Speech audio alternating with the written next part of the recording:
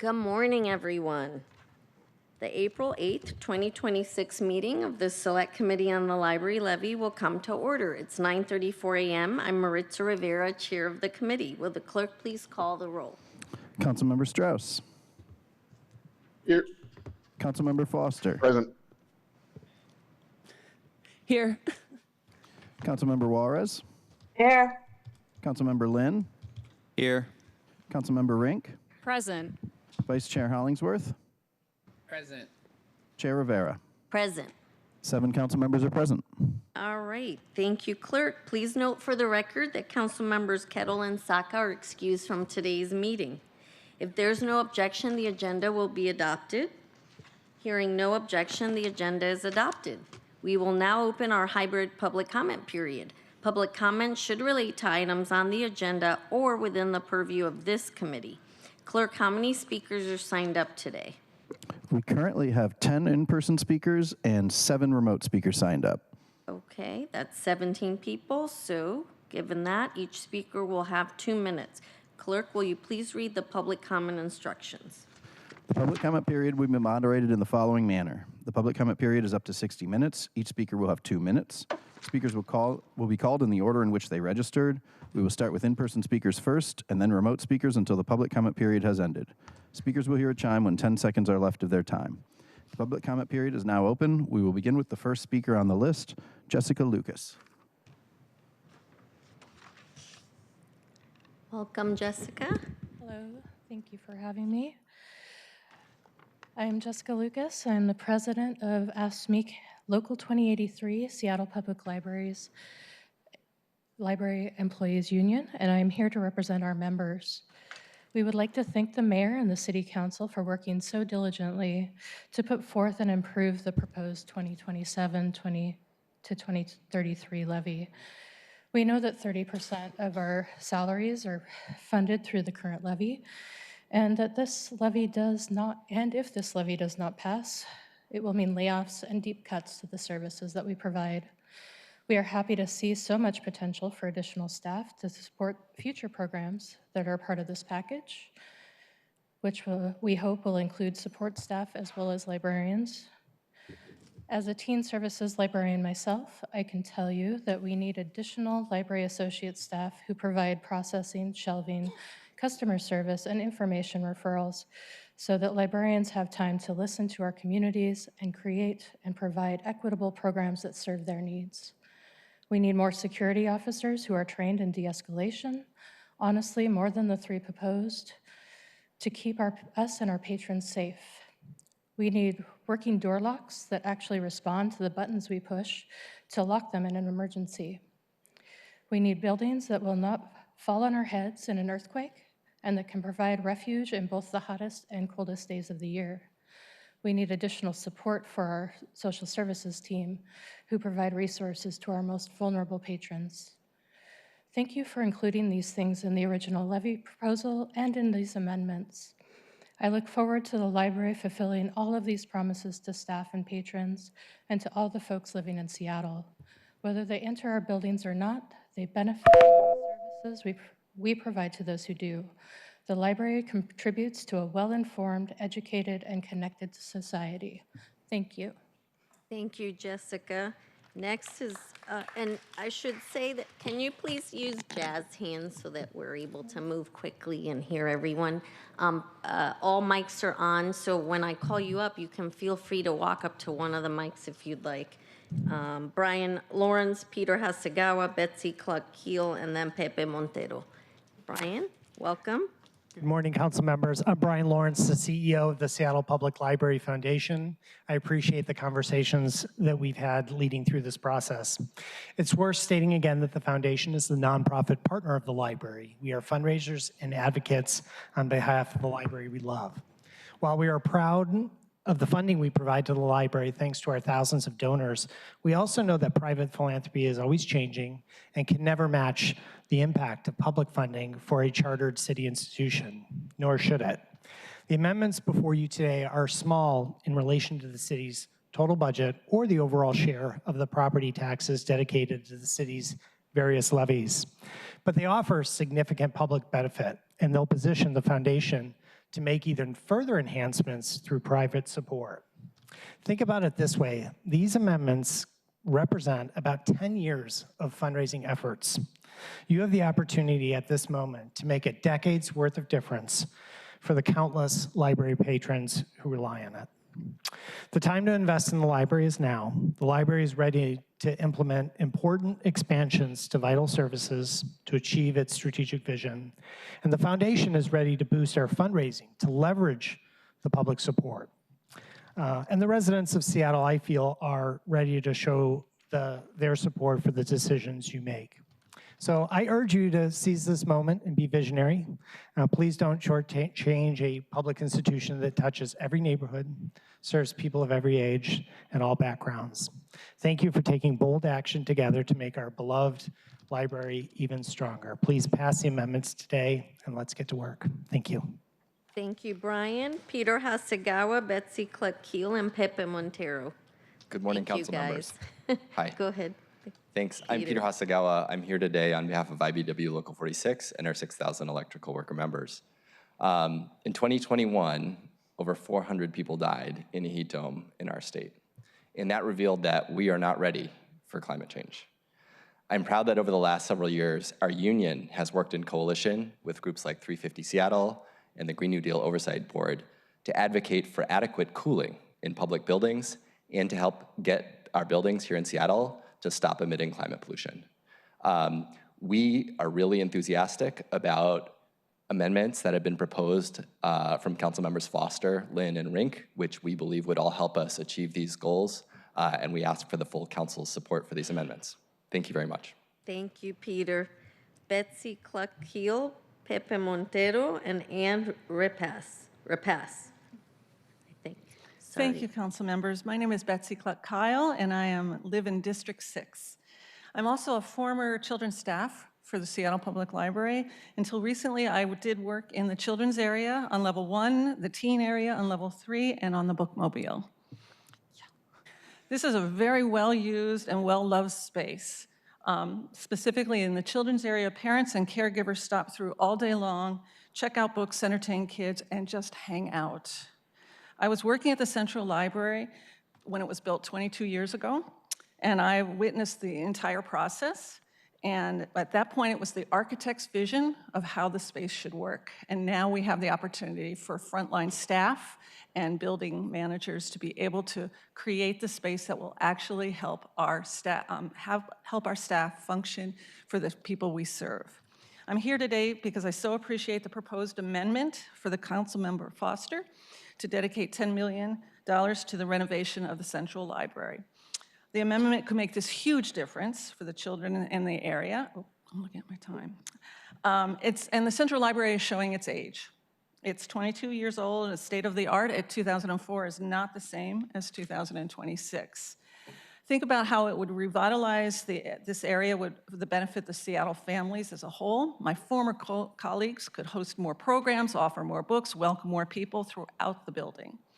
And think about what it would mean to our downtown core when we invite more kids and more teens into our downtown destinations like the library.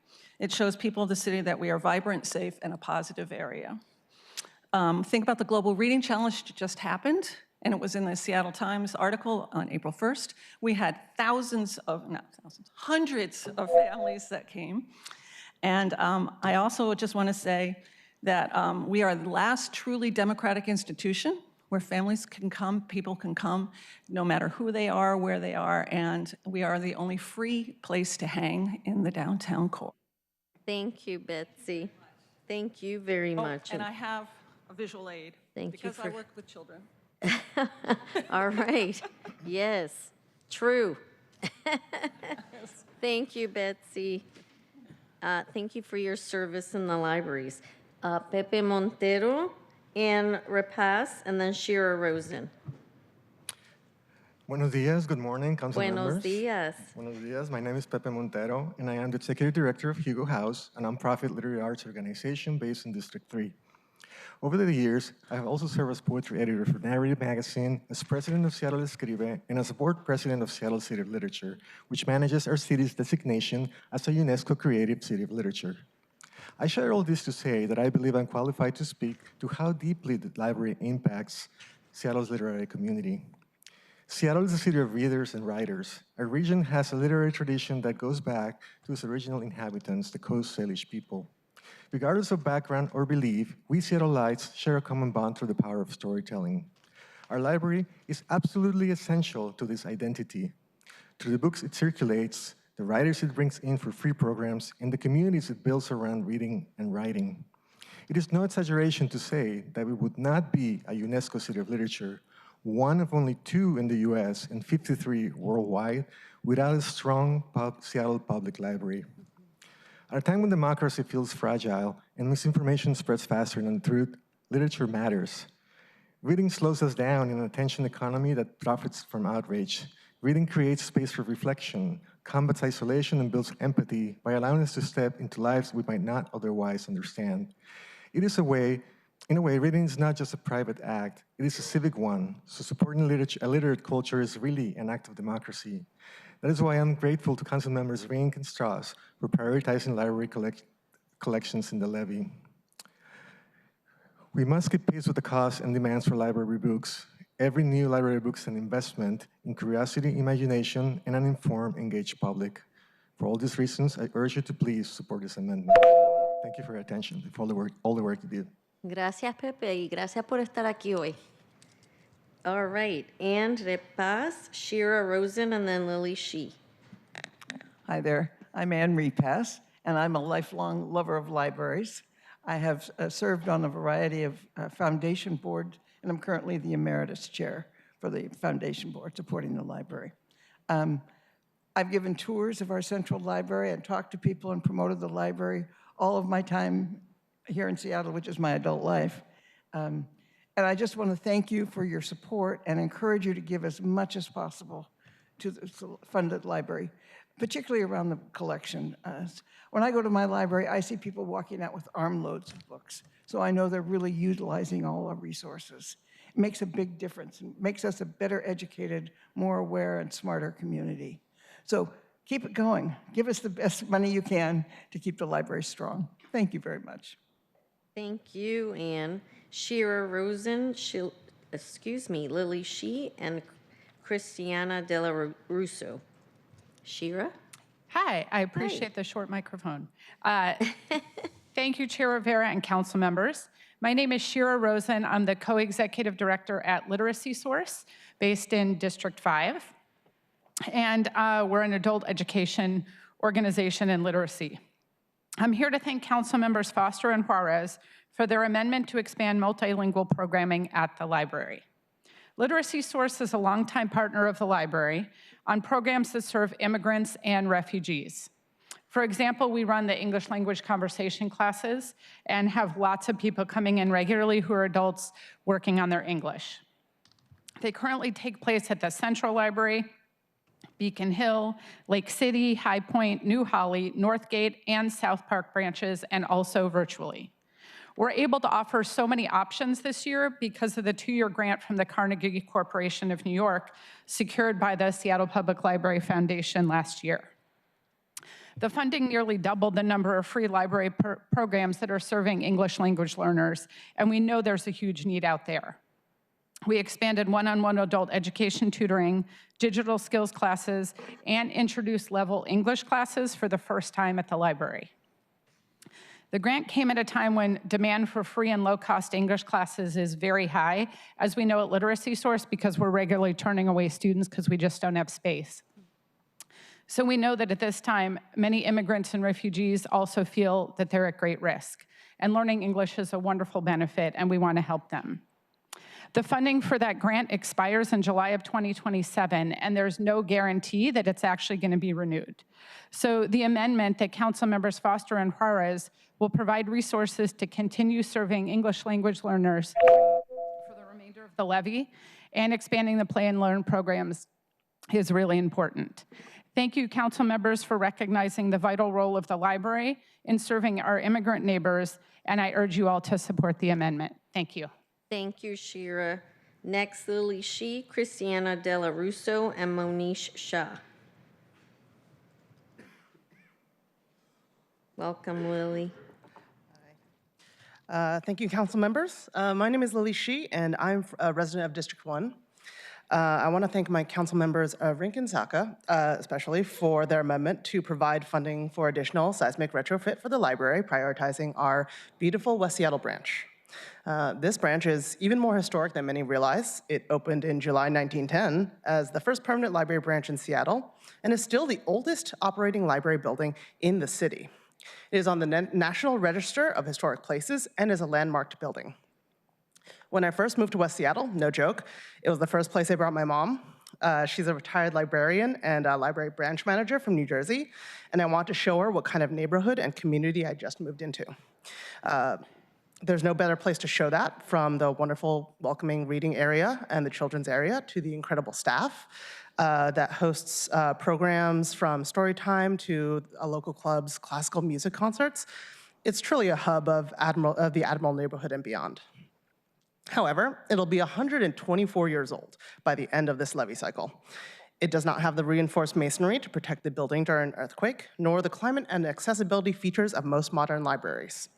My grandmother, who is only 24 years younger than that building, she turns 101 this year, would certainly benefit from those additions.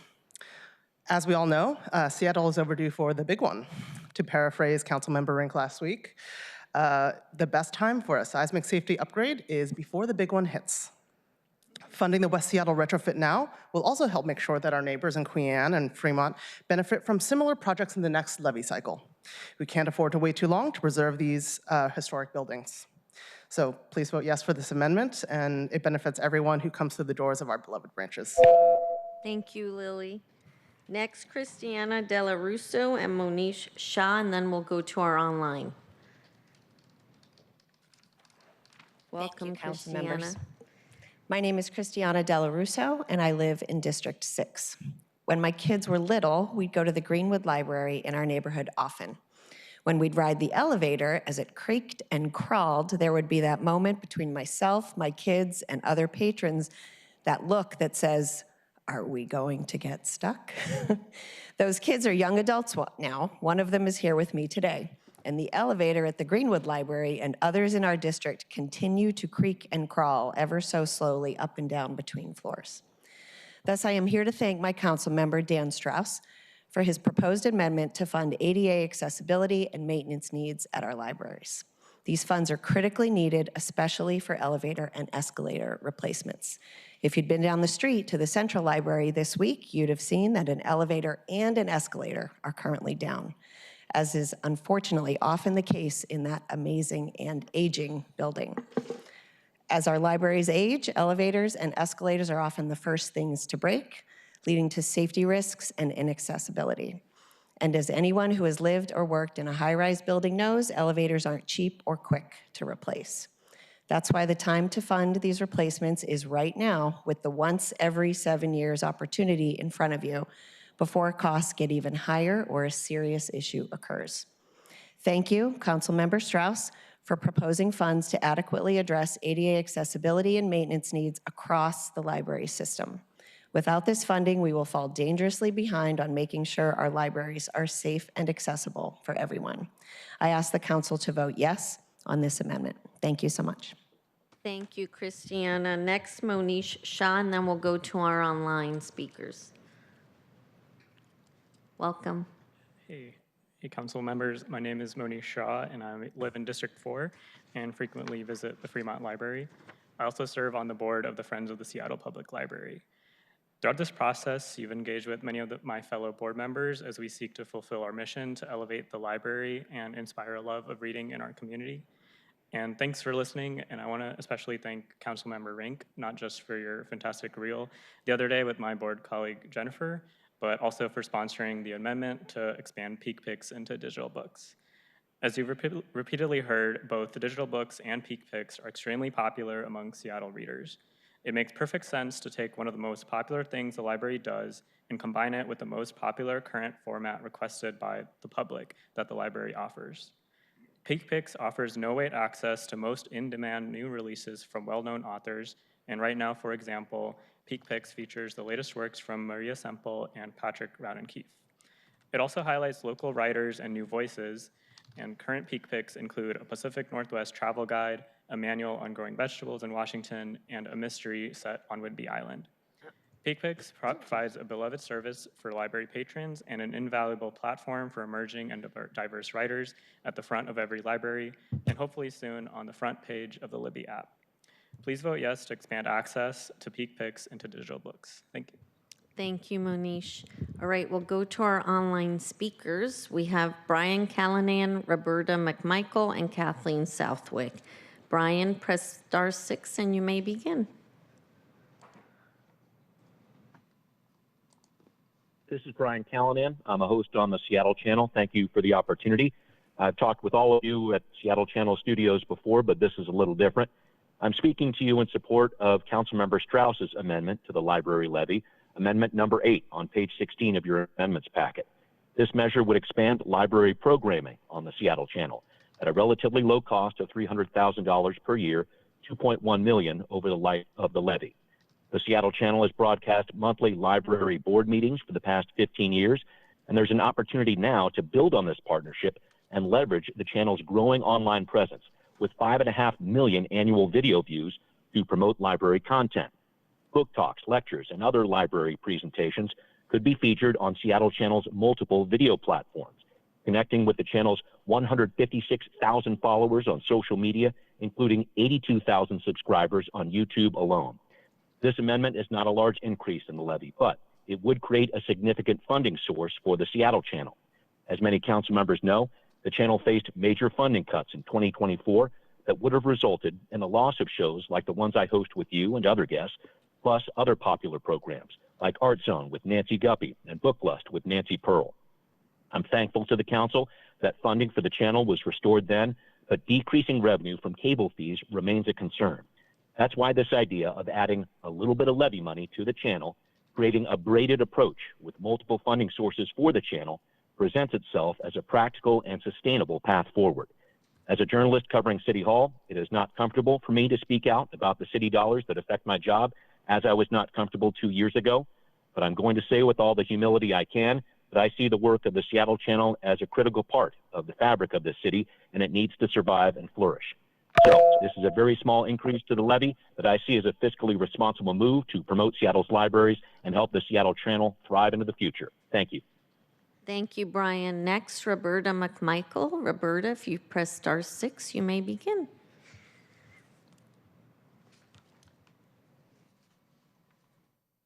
Thank you, Chair Rivera and council members. My name is Roberta McMichael, and I live in Maple Leaf, District 5. It's my first time ever calling in to make public comment on an issue. I've been a lifelong supporter of the public library since childhood when I frequented the Northeast Library, and I'm currently an avid audiobook user as an adult. The library is a place that I and so many others have always called home. I'm also an active viewer of the Emmy Award-winning Seattle Channel, such a great existing free resource that the city should be proud of.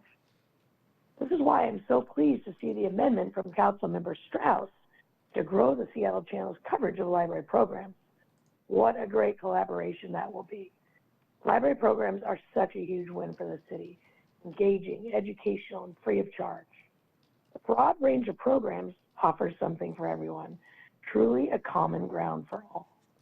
These must be accessible to everyone, including people who face barriers presented by disability, transportation, child care, and more, and who may not be able to attend library programs in person. The Seattle Channel is another essential free educational public service. They do such an amazing job of covering city politics and so much more. They already offer award-winning original content, creative and cultural programs, vital election information, and Seattle history, just to name a few. I'm excited that Councilmember Strauss's amendment would provide more opportunities for people to experience library programs remotely via the Seattle Channel. I urge you to vote yes on this amendment and support more access to two of our essential public services, the library and the Seattle Channel. Thank you. Thank you, Roberta. Kathleen Southwick, please press *6 and you may begin. Thank you, council members.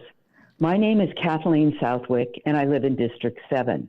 I'm speaking in support of the library levy with an emphasis on additional funding for the community resource specialist positions.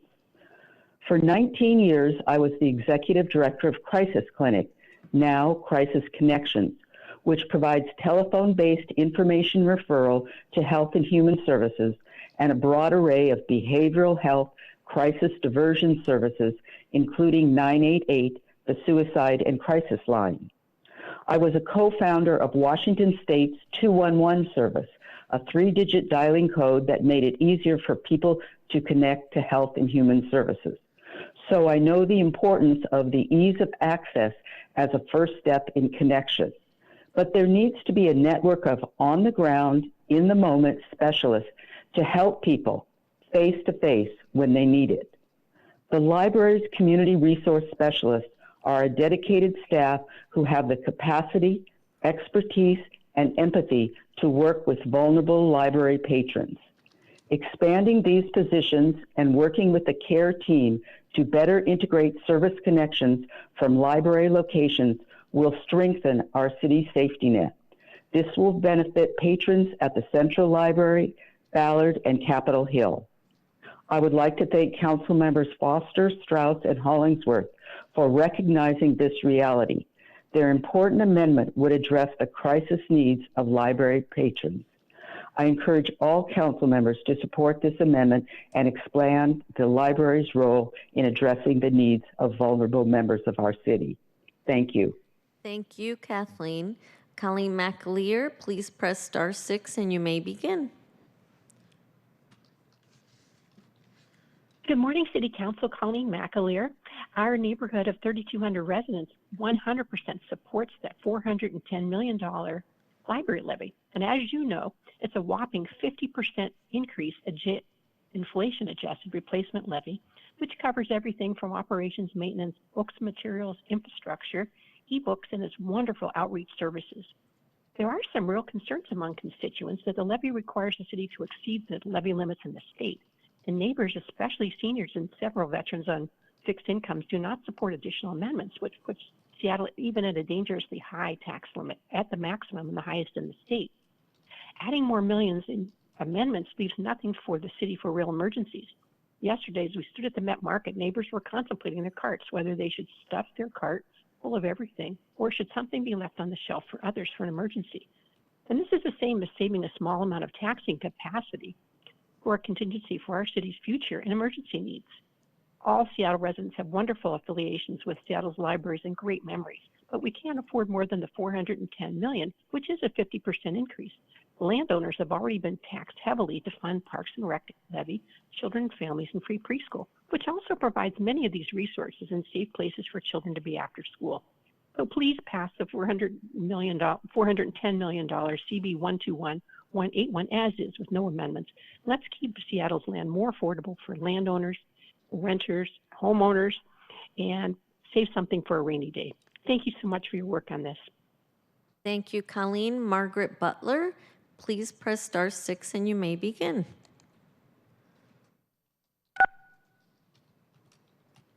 Hi, thank you, council members, for your time. I'm Margaret Butler. I am an artist, graphic designer, and small business owner in Seattle, and I live in Fremont in District 6. I also rent an art studio in Ballard. And I'm here to tell you that I support the library levy in full, and specifically Council Members Rink and Strauss's amendment to add to our collections, and Council Member Rink's amendment for digital peak pics. When I first moved to Seattle, one of the first things I did was get a library card. I'll never forget the first time I went to Central Library. I walked in and I looked up and I was taking in the beauty of the building while a cellist was playing, and it brought tears to my eyes because I was so excited and happy that this was my new home. I love that Seattle invests in its libraries and creates third spaces for its citizens. I use the library every day, reading digital books and audiobooks on Libby, renting physical books, and I'm old school, so I also like to rent some DVDs from time to time. And the library supports my small business needs with printing, computer and Wi-Fi access, reference material for my art, personal hotspots for my art studio, and I even got an affidavit notarized at the library so that I could use my partner's workplace health insurance, which is huge for a small business owner like me. One thing I've noticed is that the wait times at the library are too long.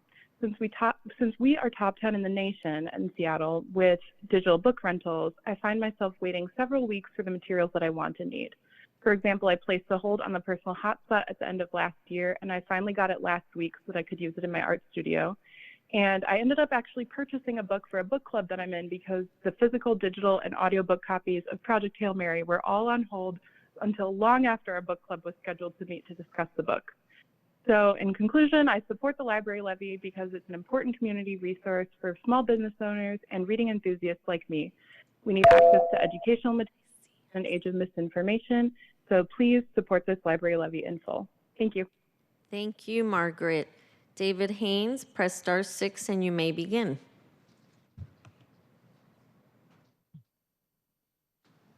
Hi, is there any way we can increase the dollar amount and build some new libraries? Every time you got to do a seismic retrofit, it's a telltale sign that you have a building code violation and unstable walls.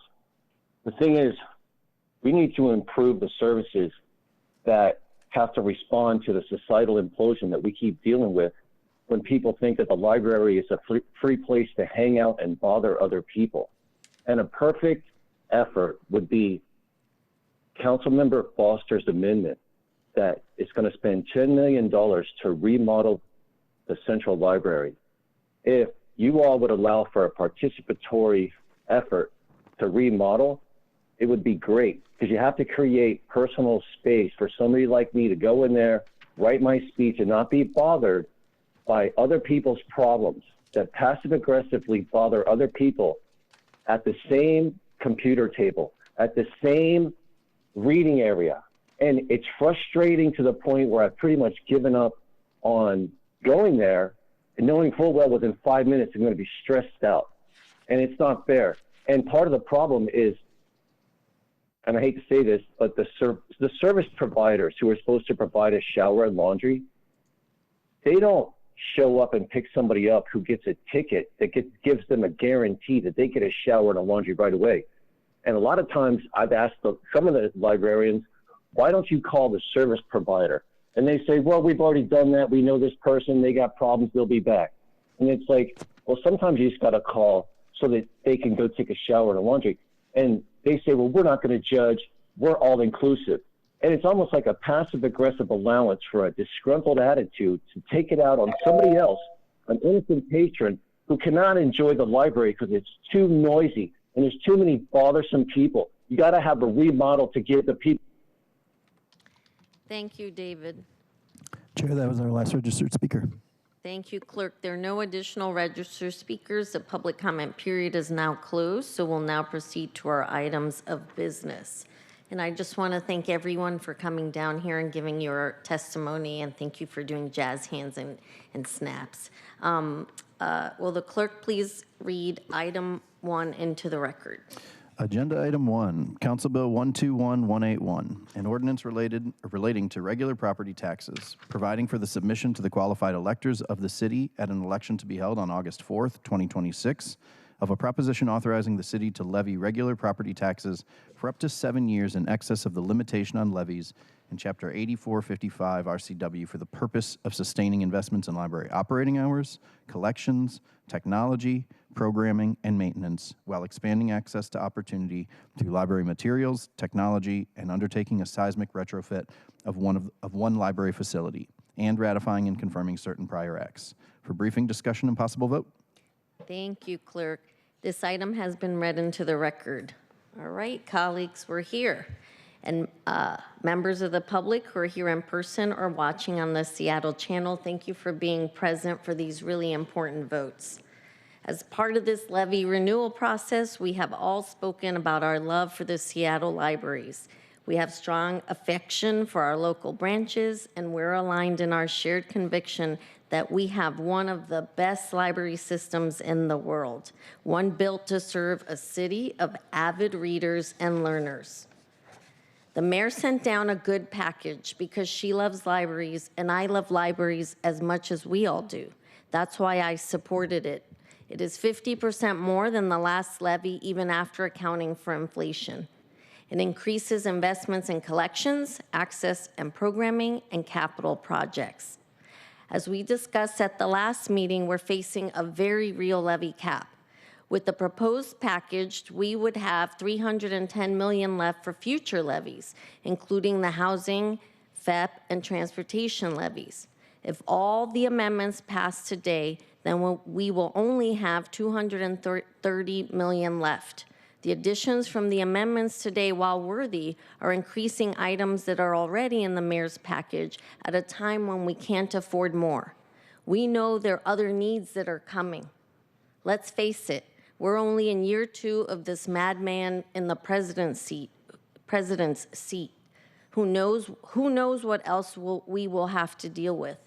And of course, everyone keeps talking about affordability in Seattle. These days, that seems more real than ever. If I felt that we could add this levy without jeopardizing future levies or adding to our affordability crisis, I too would add more. We don't have a crystal ball to predict what will happen in the future. We're operating with the knowledge that we have today. There is no judgment here. This is not about who loves the libraries more. This is about fiscal responsibility and our ability to pay for all our needs. No matter what is decided today, we will have a levy to send to the voters, and the voters can decide.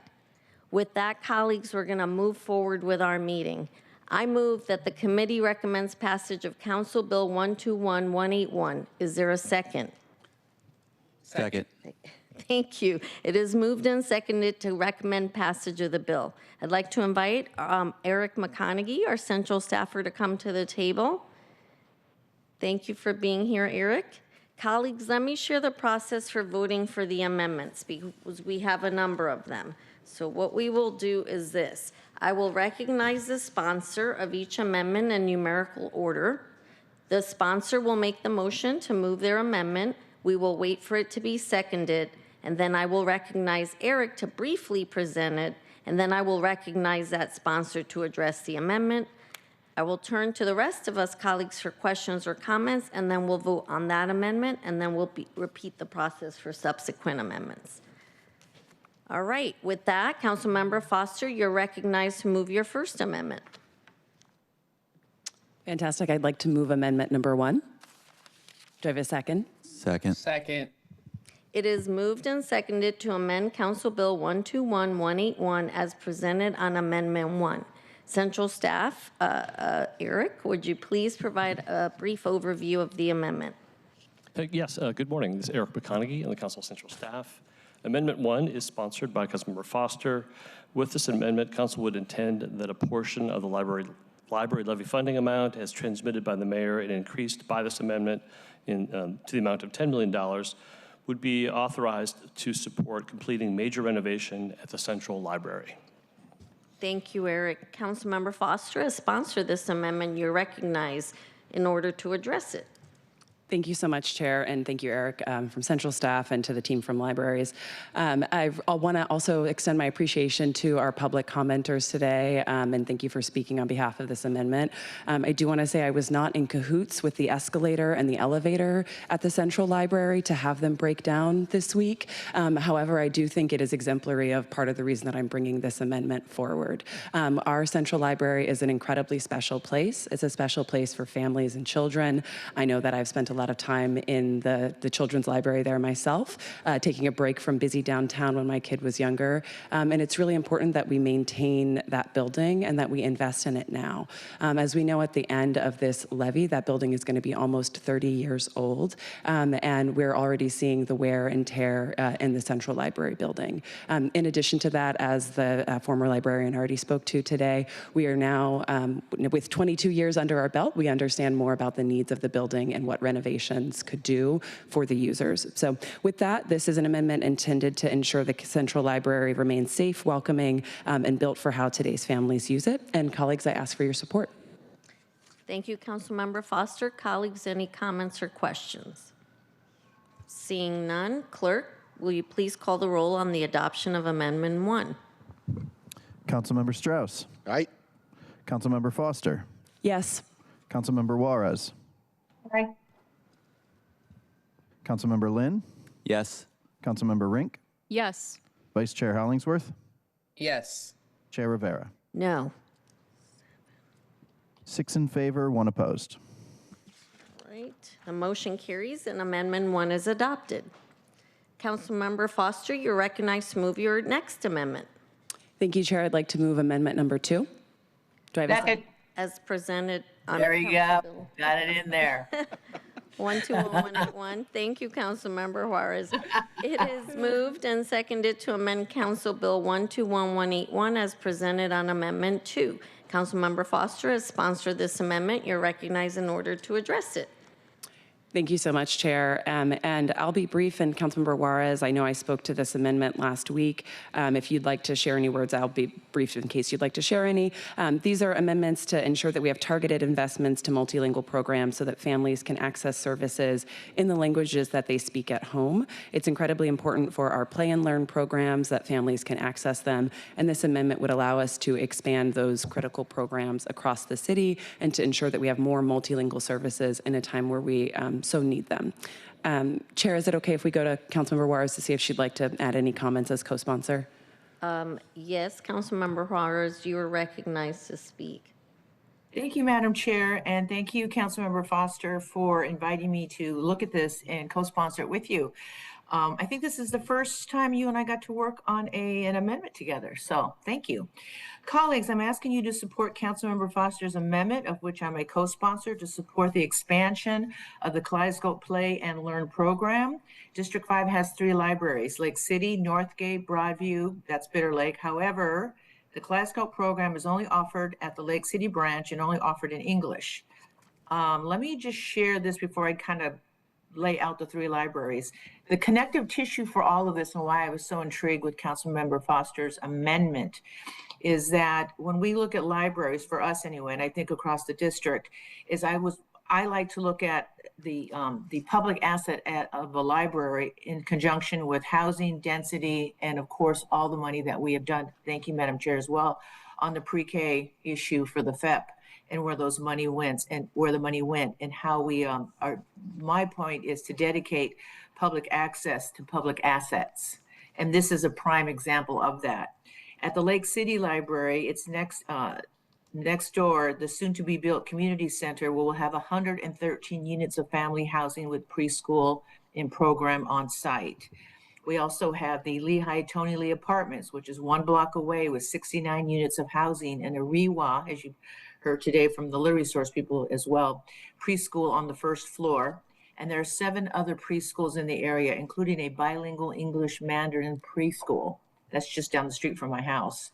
At the Northgate Library, just 2 blocks away from the library, we now have the new Nook at the North Haven. It has 89 units of intergenerational living with a REWA preschool on the 1st floor, which the city, thank you voters and City Council for supporting REWA and the pre-K schools. And next door to the library, we have the East African Elders Community Lunch at the Northgate Community Center, and that's where it's held, and I've attended that. And then at the Broadview Library is 1 block from Broadview Thompson K-8, where there are 140 students enrolled in the ELL program at the school, and our students speak 32 different languages there.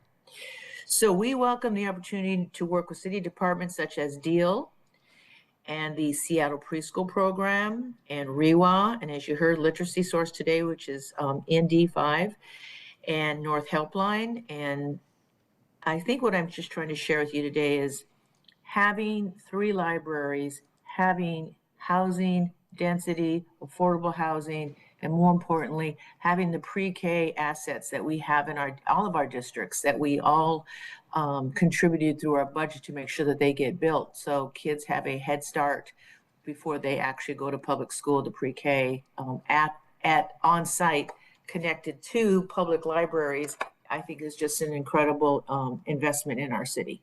So thank you. Thank you, Councilmember Juarez.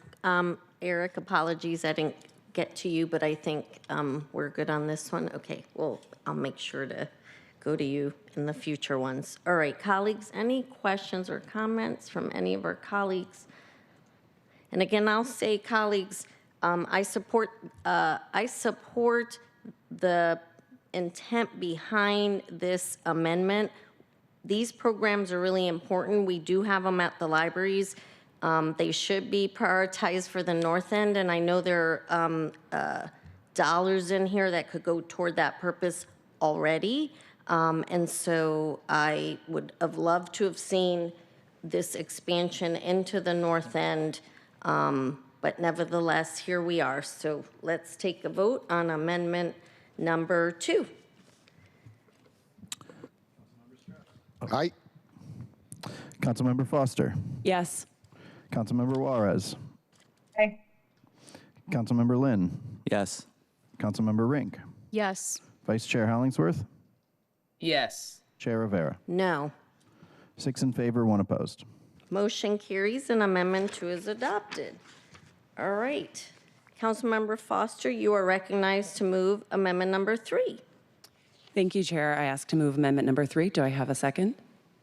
Second. Thank you. It is moved and seconded to amend Council Bill 121181 as presented on amendment number 3.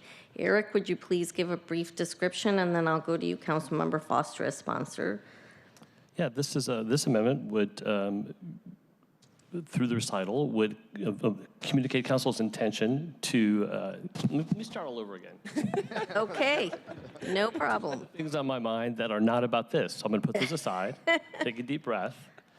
Through this amendment, council would communicate their intention to support the library, to increase the library levy funding amount by $4.06 million. And this would be to support operating hours and access by expanding resource navigation with 4 additional full-time equivalent community resource specialists and upgrading security badge access at the central branch. And thank you for your indulgence for that. Yeah. No problem, Eric. Thank you. Councilmember Foster, as sponsor, you are recognized to speak to this amendment, and I know there are 2 other co-sponsors, and we can go to them after. Thank you so much, Chair, and thank you, Eric. You got this. You're doing great. Colleagues, I'm excited to bring this amendment forward, and I want to thank Council President Hollingsworth and Councilmember Strauss for their co-sponsorship of this amendment. The intent behind this is really to ensure that our libraries remain open and accessible and available to all residents. As I was engaging with the library staff, we heard from folks who said we have folks who spend 8 or 10 hours in our libraries, and it's an excellent point to make sure that we're able to connect them with resources. We also heard fantastic information about how these navigators have helped the libraries to reduce the number of bans that are happening at our libraries so that they truly are third places and that they are places where we can have safety and access for all of our residents. So I'm excited to bring this forward. We know that the library will be prioritizing downtown Capitol Hill and Ballard for these navigators, and I think that's an important and a well done way to spend these resources. So, colleagues, I ask for your support. Thank you, Councilmember Foster. Council President Hollingsworth, did you want to speak to this amendment? Thank you, Chair Rivera. Just appreciation for Councilmember Foster and her leadership on this and collaboration regarding this amendment. She said everything that I would say, so I won't repeat. I know we have to get through a bunch of amendments. Just very grateful for that. So thank you. Thank you, Council President Hollingsworth.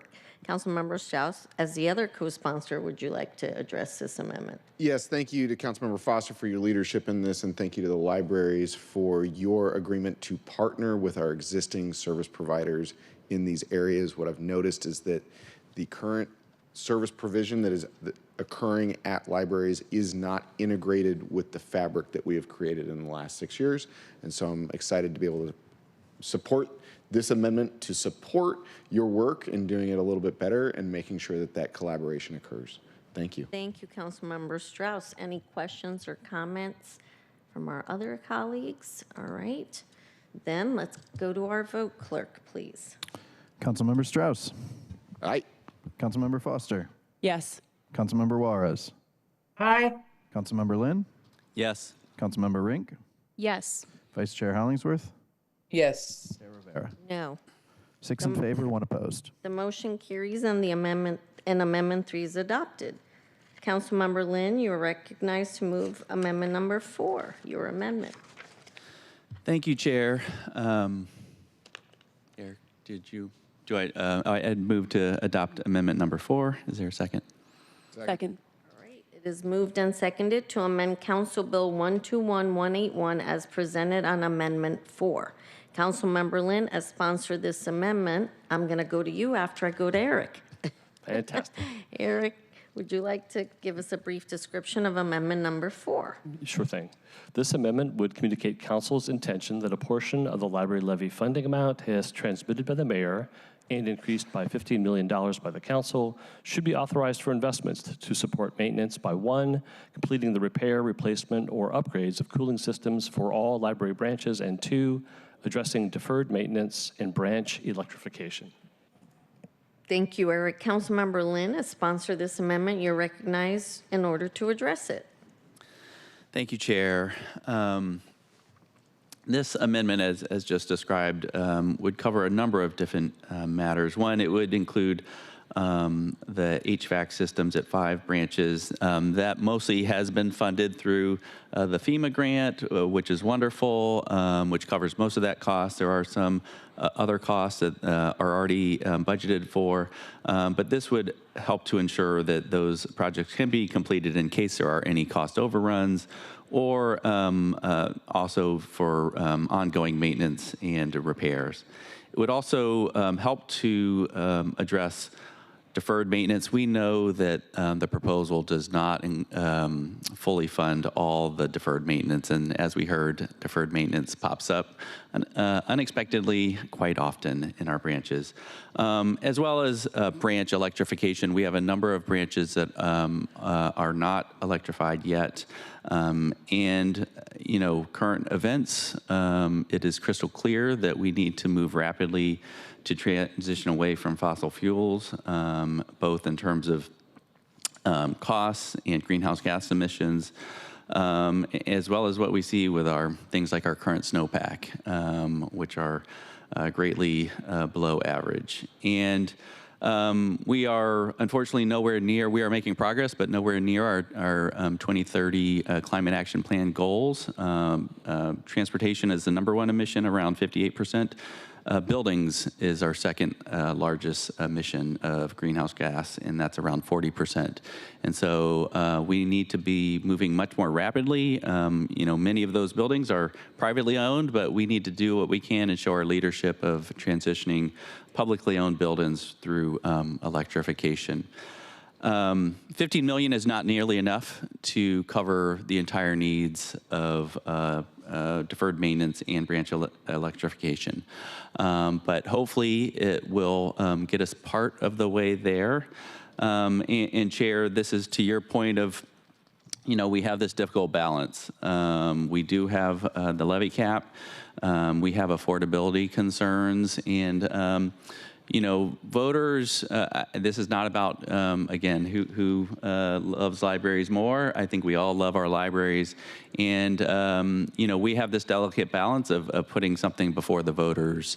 And voters only get to say yes or no to what we put before them. They don't get to say go bigger. They don't get to go say, no, this is too big. They just get to vote yes, kind of up or down on what we put before them. And so that's where we are. We have this balance.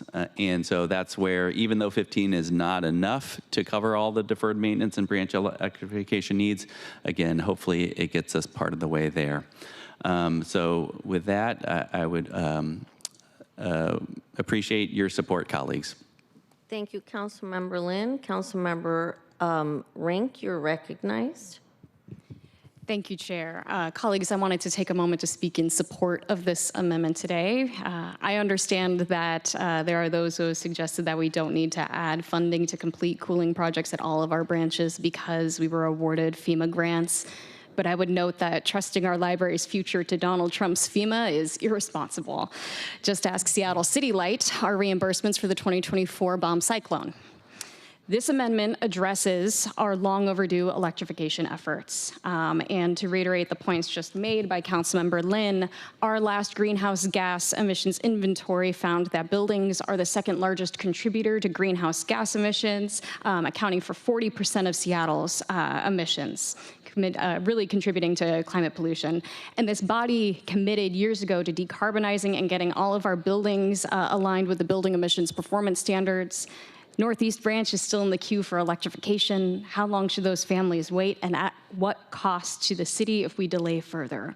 So whether we're talking about cooling, electrification, or deferred maintenance, every dollar we spend in this levy will go much farther than any hypothetical dollar we could allocate to the next levy period in 2034 or beyond. So any pennies we pinch now will cost us dollars 7 years from now, and pinning our hopes onto the Trump administration and following through on FEMA commitments to Seattle is not something I would advise. So for these reasons, I will be proudly voting yes to this amendment to assure that we can responsibly care for our community. Thank you, and thank you, Councilmember Lynn, for bringing this forward. Thank you, Councilmember Rink. Anyone else? I don't see any hands up. I will address something here, and that is, as I said earlier, this isn't about the fact that the libraries don't have more needs. The buildings are old and they're going to have needs into the future. This library's not going to, is not going to cover all the needs, and we will be back here again. But we also have other needs, and if we put all of the money into this need, we will have less to cover future needs, including the next levy, which is the housing levy in 2030. So I will say that no one is saying that the libraries don't have more needs. The needs are actually endless because the buildings will always need more work. They are old buildings, and we are grappling with how to pay for all the things. So I think in terms of the voters and putting this on the levy, yes, absolutely, they get to decide whether they're going to vote for it or not. I will say voters don't always have the benefit of our finance advisors who tell us where we are with levy caps, what even a levy cap is, and how much we would have for future levies. That's a level of in the weeds I don't expect voters to know, but we know that. And all of that goes into our calculation and should go into our calculation. And that's important because, again, we all love our libraries, and we up here are struggling with more than just the libraries, and that is the struggle. So I really, it is important to recognize that. Councilmember Juarez, I see your hand. Go ahead. Thank you. I apologize. I probably could have got the hand up quicker, Madam Chair. I will not be supporting this, and I'll share why. And I do agree with the chair, though I do appreciate the passion that Councilmember Lynn and Rink bring to this amendment, notwithstanding Trump. That's another thing. But anyway, so I went back and pulled up, and again, I'm taking it from the perspective of this is 50% more than the last levy, which I was around for. I'm concerned about jeopardizing future levies, our fiscal responsibility, but also the levy cap. So, and I'll tell you why I'm saying this. I'm not anti. I mean, if we could afford all of this, then I say the delta between what the mayor sent down and what, if we passed all the amendments, what that total would be. And I think the delta is like 70 million if we added every amendment in here. 79. So when we look at the city of Seattle taxes via levy, and you mentioned this, Madam Chair, we have the library levy that's now, we have a transportation levy coming, we have the housing levy that's coming in 2030. We just passed the FEP levy in 2025 to the tune of 1.3 billion. And then if we look at the annual taxes of Seattle, those are the fives that just keep rolling over. The sweetened beverage tax, the jumpstart tax, which I was there for, and the social housing tax, which went to the voters, which a lot of these I was around for. And then the more recent that was passed in November, the B&O tax, and then of course we had the public safety tax under Mayor Harrell, which went through budget. So I'm setting the table on that without even going into the county taxes. And I'm not even talking about what's anticipated, possibly 2 more levies out of this next cycle coming up, which we'll hear from the mayor at some point, I'm guessing. So I think it's important when people are talking about levies, and when you're the chair of a levy, it's a little bit different than being the chair of the budget. Because right now, as you pointed out, Madam Chair, we all love the libraries, but we also have a fiscal responsibility. And what I think, and what I'm seeing in Amendment 4 and 5, those are operation and maintenance and brick and mortar repairs that have to be done. And that doesn't mean that if it doesn't get funded here, it's not going to get funded ever anywhere else. I believe it will, and it should. And for that reason, and again, I understand the passion and the concern, but I don't like to make decisions out of fear or being reactive to what I think's happening politically, globally, on a national level, at least for this specific matter. And that's not throwing shade at anyone. It's just how I look at analysis and making decisions. So we know that the original packet from the mayor was 410 million. And if we added all the amendments together, it would come out to like 480. Correct me if I'm wrong, Eric, with a $70 million delta difference there. So I'm looking at it that way. I'm supportive of many of the other amendments. So I'm just laying it out now that I will not be supporting this amendment, Amendment 4, and I will not be supporting Amendment number 5 as well for the very same reason, so I don't have to speak again. So thank you. Thank you, Councilmember Juarez. Any other comments? All right, let's take a vote on Amendment number 4. Councilmember Strauss. Aye. Councilmember Foster. Yes. Councilmember Juarez. No. Councilmember Lynn. Yes. Councilmember Rink. Yes. Vice Chair Hollingsworth. Yes. Chair Rivera. No. 5 in favor, 2 opposed. The motion carries and Amendment 4 is adopted. Councilmember Rink, you're recognized to move Amendment number 5. Thank you, Chair. I move to amend Council Bill 121181 as presented on Amendment 5. It is, a second? Second. Okay, thank you. It is moved and seconded to amend Council Bill 121181 as presented on Amendment 5. Eric, would you please briefly talk about Amendment 5, and then I'll go to you, sponsor, Councilmember Ring. Go ahead, Eric. Sure. Amendment 5 would communicate Council's intention that a portion of the library levy funding amount, as transmitted by the mayor and increased by $15 million by the council, should be authorized for investments to support maintenance for renovating a historic library branch to improve seismic safety, reduce the use of fossil fuels, and upgrade publicly available space. Thank you, Eric. Councilmember Rink, you're recognized to speak to your amendment, and then also I'll recognize you, Councilmember Strauss, after as co-sponsor if you'd like. Councilmember Rink, go ahead. Thank you, Chair. Colleagues, I'll speak here to my Amendment 5 Great. and then, yes. Sorry, sponsor, it's Saka who's co-sponsoring this one. Sorry, Councilmember Rink, go ahead. Thank you. Colleagues, I'll speak here to Amendment 5 and then more broadly to Amendments 1 and 4 and 9 as well, since these are the 4 amendments that represent important investments in Seattle Public Library's physical infrastructure and the people that we serve. We know that libraries are a critical part of our community safety infrastructure. And the next year, we face a very real threat of global economic crisis caused by the president's foolish trade policies and now massively accelerated by our nation's reckless war with Iran.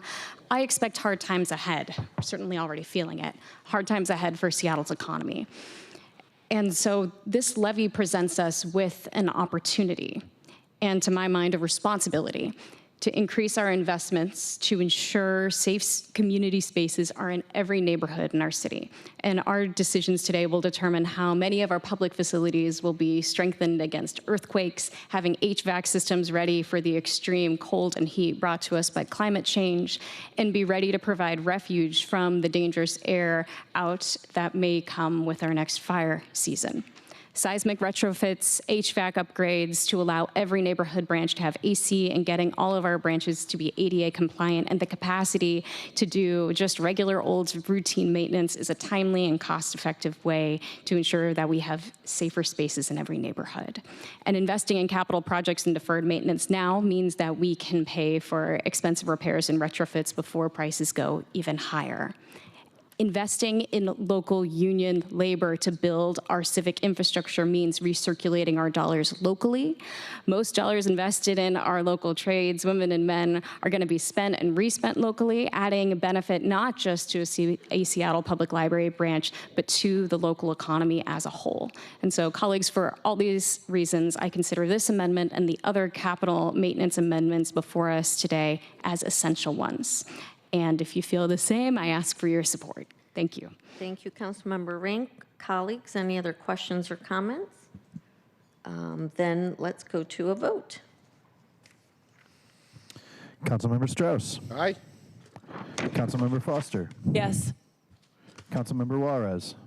No. Councilmember Lynn. Yes. Councilmember Rink. Yes. Vice Chair Hollingsworth. Abstain. Chair Rivera. No. 4 in favor, 2 opposed, 1 abstention. The motion carries and Amendment 5 is adopted. Let's go to Amendment number 6. Councilmember Rink, you are recognized to move your Amendment number 6. Thank you, Chair. I move to amend Council Bill 121181 as presented on Amendment 6. Is there a second? Second. Thank you. It is moved and seconded to amend Council Bill 121181 as presented on Amendment 6.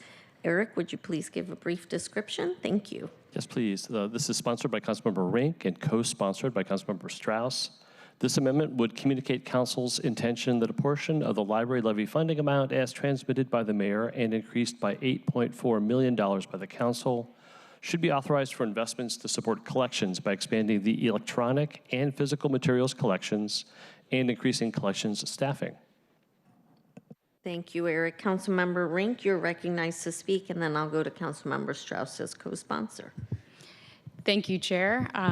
Colleagues, we've heard through public comment and the public hearings from the Seattle Public Libraries Foundation and the Friends of Seattle Public Library that we are a city of readers. This city loves books of every flavor and format. Demand on our physical and digital collections is high. It's far outpacing our beloved library's ability to keep up. And this amendment would give the library the financial and the human resources needed to keep our collections up to meet this moment and better serve our readers across the city. And I ask for your support. Thank you also to Councilmember Strauss for signing on as co-sponsor for this. Thank you, Chair. Thank you, Councilmember Rink. Councilmember Strauss, you're recognized. Thank you, Chair. Colleagues, this represents, I brought 4 amendments to our committee meeting last time, and I have reduced that to 2, in part by partnering with colleagues. This helps us be fiscally responsible and continue to push the envelope of this library levy as far as is responsibly possible. So this is another moment of without books, without ebooks, it's just a building. Thank you. Thank you, Councilmember Strauss. Any comments? Or Councilmember Lynn, you're recognized. I just want to speak in favor and just more generally talk again about the critical importance of our libraries in this time as we see democracy crumbling.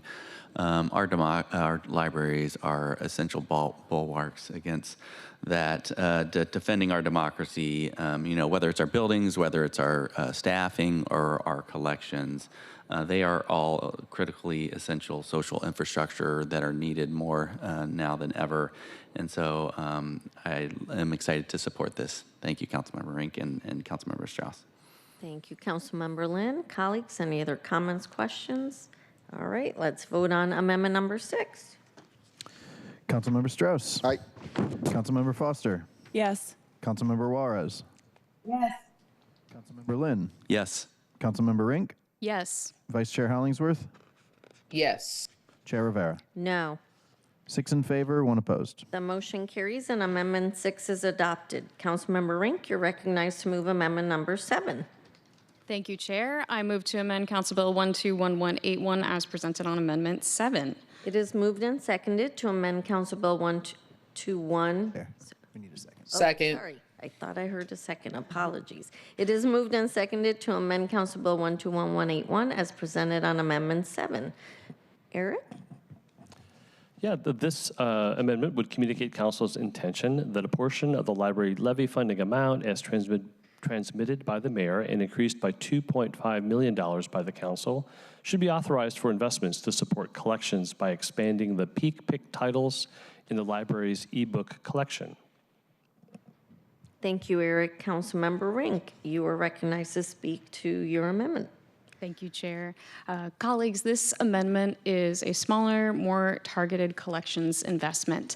The Peak Picks table is the first thing you see when you walk into just about any library branch.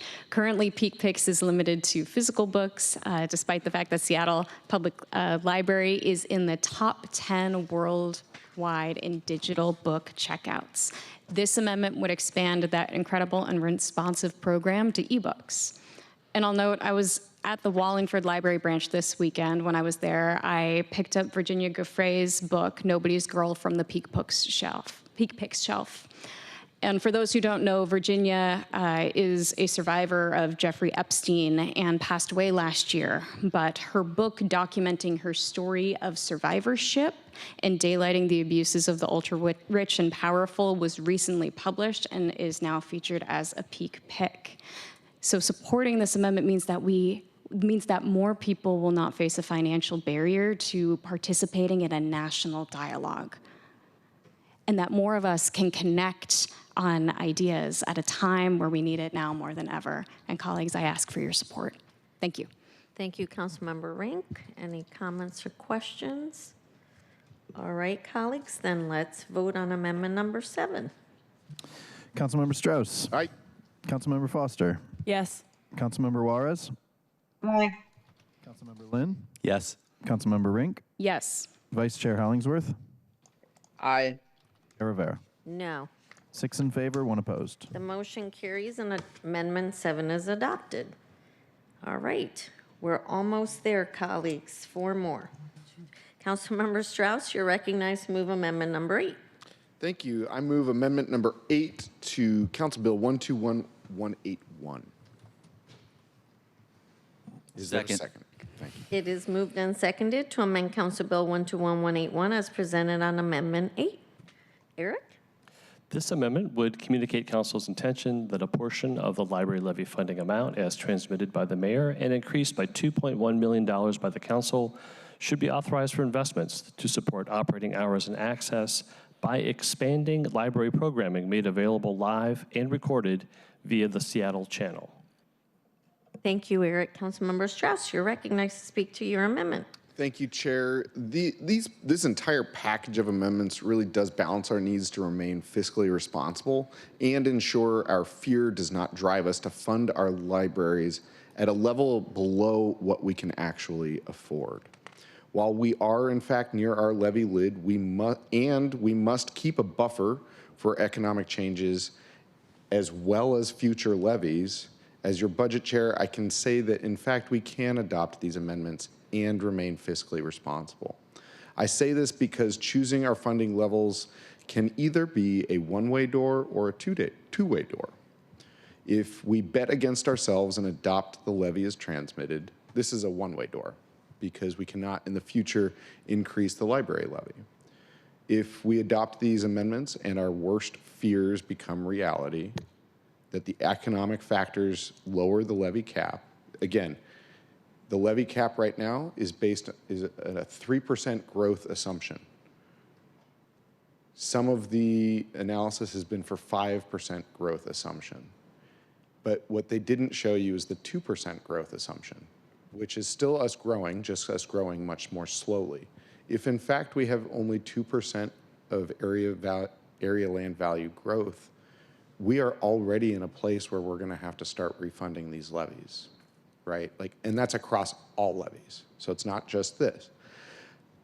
But again, if we adopt these amendments and our worst fears become reality, that there's only 2% growth, those economic factors would lower the levy cap. We will have to look holistically at all of our levies and where we must reduce funding across our entire city. So by adopting these amendments, this is a two-way door. We can increase the library's funding today, and if our worst case scenario occurs, we will have to make those reductions based on known information rather than speculation. Even with a two-way door, we know that this levy was planned to be larger, to serve Seattleites even more than what is before us today. And that the reality of the levy cap came into the conversation, and that meant that we had to right size or reduce or modify this library levy to work. I say that because even like with the ADA amendment that will come up, with the collections or circulation, I can't ever get that straight, or with unreinforced masonry, we know that these needs are greater than what's in the library levy, that's greater than what's in the amendments. If we were to truly right size for Seattleites, this would be a huge levy. But we didn't do that. And that's where we are being fiscally responsible. And that's why I say these amendments before us are fiscally responsible, because they balance the future unknowns, chooses the two-way door rather than the one-way door, and it chooses Seattleites over the fear of the unknown and unknown speculation. So with that, we come to the Seattle Channel amendment that I have before us. The intent of this amendment is to extend the impact and audience for Seattle Public Library programs, such as readings, speakers, special events, and we do this by providing the libraries live and available to stream on the Seattle Channel. When I worked at a library front desk, I was amazed at how much one book or one computer or one newspaper was used. The library is able to provide us true, pure public goods. These goods are non-rivalrous and they are non-excludable. A library is a very special place. Carnegie understood this. He said, I'll build you the building, you fill it with books, right? And so the amendment before us turns the programming that the library creates, that they already create, that's already in this budget, from a rivalrous good. I'll argue that the rivalry here is room capacity. If we reach room capacity, then no more people can get in for the program. So it turns the rivalrous room capacity into a non-rivalrous good because you can watch it from home or maybe even out in the lobby. And it turns it from an excludable good, and I'll say this, by time or access. You aren't available at that time of day, or you can't access it because the elevator's broken. I mean, because it's not near your home. And it turns that into a non-excludable good by allowing you to view it at your leisure and even sharing it with other people in other states and other places who might not have access to our beautiful and wonderful Seattle. Looking out the windows, today is a beautiful Seattle day. And even on its darkest days, that's where the light shines bright, inside the library in their programming. This amendment also begins to address the underlying funding issues at the Seattle Channel, because right now every department who benefits from the Seattle award-winning Seattle Channel does so without a fee. This is unlike any other central service in our city. For executive departments, IT, HR, FAS, these are all backbone aspects of our city's central services, and every department is charged a fee by the internal department. Seattle Channel is not in that situation because in the past, when the disturbing movie, The Cable Guy, came out in theaters, people had cable and were using our cable and we were benefiting from the cable franchise fee. Thankfully, it's been a long time since that disturbing movie came out in theaters, but folks have cut their cables in the meantime. And so it is incumbent upon departments, not just the library, but all city departments who benefit from the award-winning Seattle Channel to start paying for the services that they receive. Colleagues, I hope to earn your support in turning a excludable rivalrous good into a non-excludable, non-rivalrous good, and help start paying Seattle channels, start paying their fair share for the use of the Seattle Channel. Thank you. Thank you, Councilmember Strauss. Colleagues, any questions or comments? All right, then I actually have a couple comments. So, Councilmember Strauss, I think we're going to have to agree to disagree here, but we get an economic forecast 3 times a year, in April, August, and November. They are projections from our finance office. on how the economy is doing and how all our fiscal decisions are doing. And that is where we get all this information about the levy cap. So this, when you call it speculation, governments rely on these economic forecasts by which to make budget decisions, including levy decisions. So these are not done willy-nilly. They're experts who come up with this economic forecast that we rely on through every year when we do the budget, and also when we're doing considering putting levies on the ballot. So I just want to make it very clear to the public who might be hearing that these are not just speculations out of nowhere. This is actually an economic forecast that we get 3 times a year from our finance office. The other thing I will say is that what we know today is that we have at least $150 million budget deficit that we are going to have to manage for later this year. And I will say that that 3% is a prudent factor. It's based on past performance on how property values, assessment of property values. We're in the middle of a war, so it is very possible that next year the assessment will go down. So while I appreciate your passion for the libraries, again, I have equal passion. I also have to rely on the expert advice that we're getting from our finance advisors and these economic forecasts, which are available online for, I believe they're available online for the public to see, on what our financial picture truly is. And so this levy cap issue is very real, and you are correct. We might be in a situation where whatever we pass today in terms of a library levy, we might be butting up against the cap faster if assessed values go down, which very well could be, again, given we're in the middle of a war. So I say that all to say that as much as we love our libraries, sure, we can all make decisions today, and that is perfectly fine and within our right. But I do want to make sure that we are being very clear and transparent with the public, and I don't want to minimize the advice that we get from these economic forecasts, because we rely on them not just for this today, but for our budget in general. And I think those of us who are, not just us here on this dais, there are many folks that also rely on economic forecasts when they're doing budgets. But all cities do this, so this is not something that we are just doing. And things are not looking good, and they haven't been looking good for the city of Seattle for quite some time. We're in a constant budget deficit, and there will be needs later on. We're in the middle of a housing crisis. We will in 2030 have a housing levy. What will be left from the levy cap to give toward that? And I am looking forward to hearing how we're gonna deal with the budget deficit in the fall, because there is a deficit. So are we going to turn to more taxing, property taxes? Seattle is one of the most expensive cities in the country, and our folks are feeling the heat of that.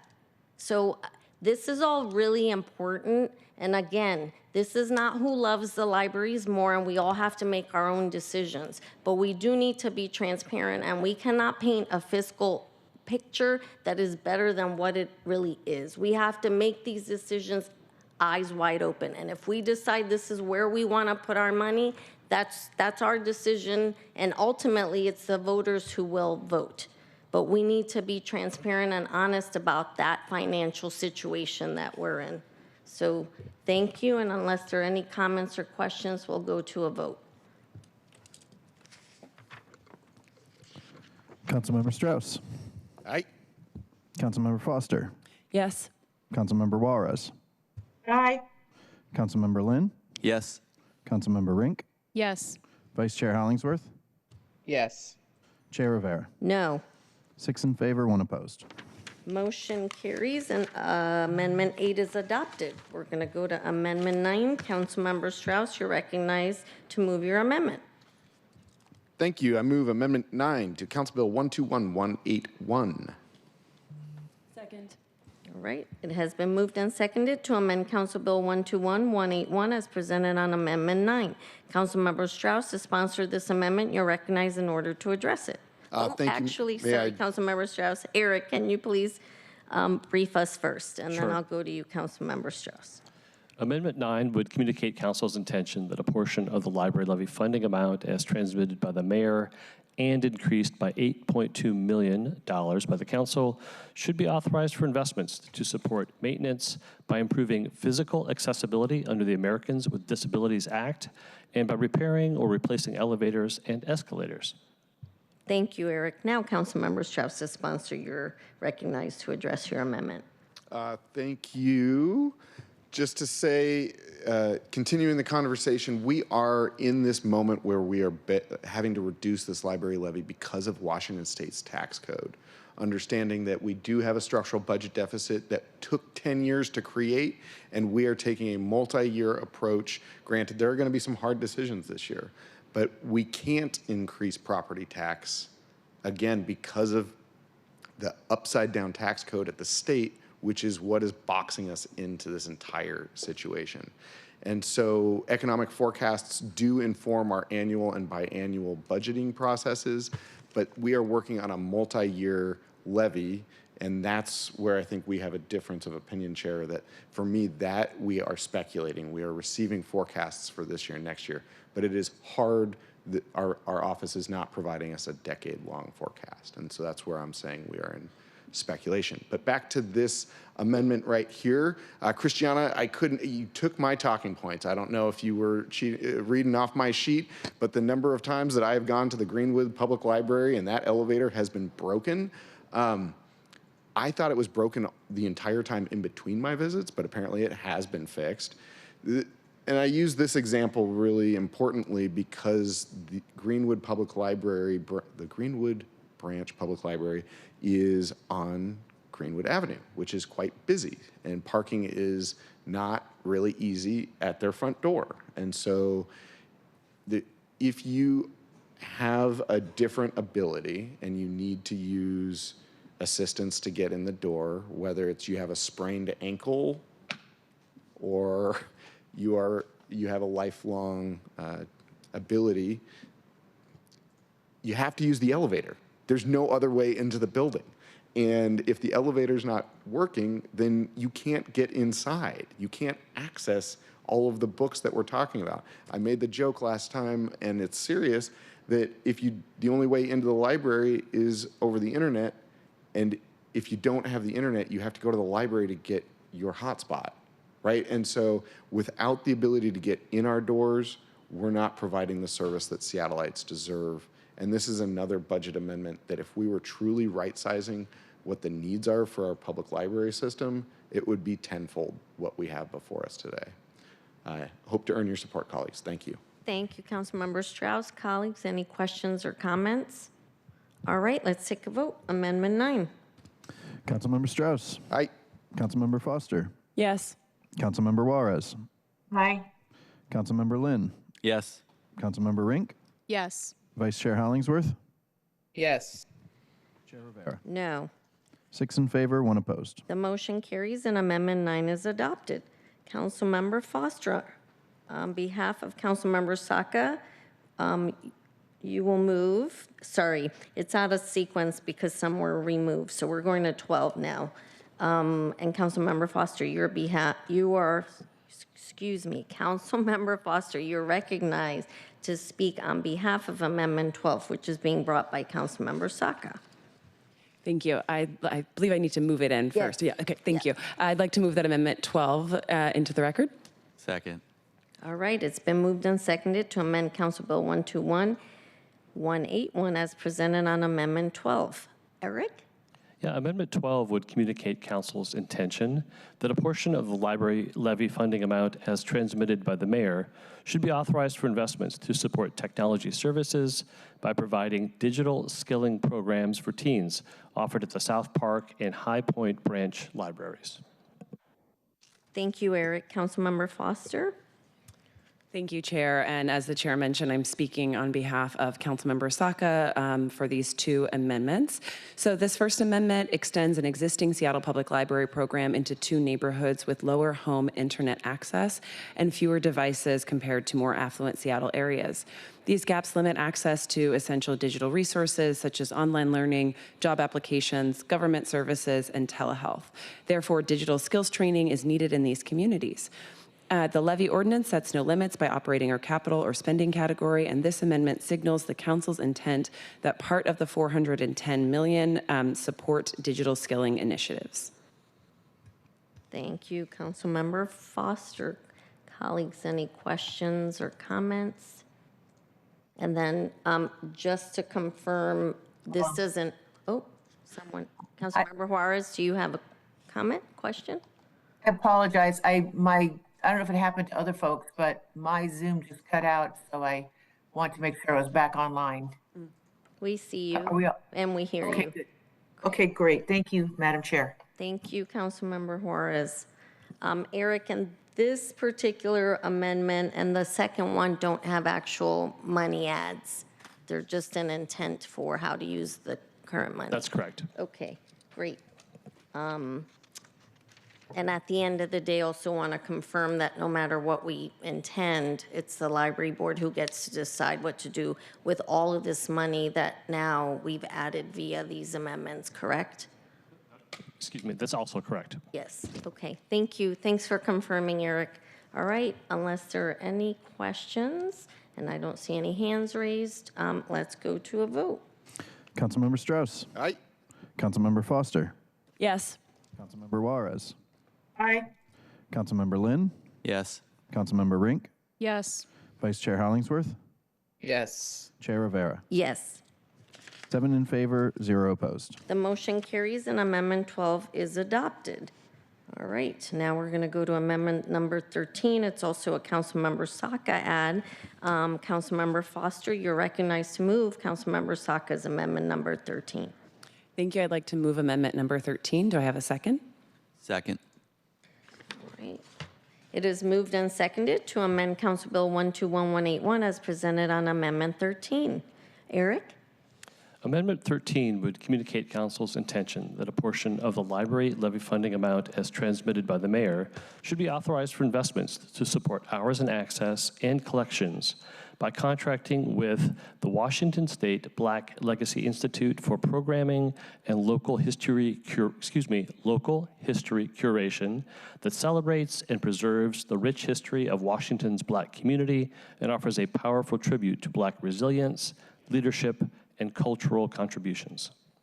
Thank you, Eric. Councilmember Foster, you're recognized to speak on behalf of Councilmember Saka. Thank you so much, Chair, and once again sharing words on behalf of Councilmember Saka. This amendment formalizes council intent to use levy funds to contract with the Washington State Black Legacy Institute for Programming. WSBLI works to curate and disseminate the legacy of Black Washingtonians, grounded in the belief that honoring the past strengthens the future. Like Amendment 12, it expresses the council intent that a portion of the $410 million be used for this purpose. Thank you, Councilmember Foster. Colleagues, any questions? Councilmember Hollingsworth, Council President Hollingsworth, you are recognized to speak. No worries. You're all good. And thank you. I know Councilmember Saka's not here. And so thanking him for this amendment. This is my, and look, I'm Black. I support everything. So y'all know where I'm coming from. But the one thing that concerns me about this is calling out specifically the provider in with our intentions.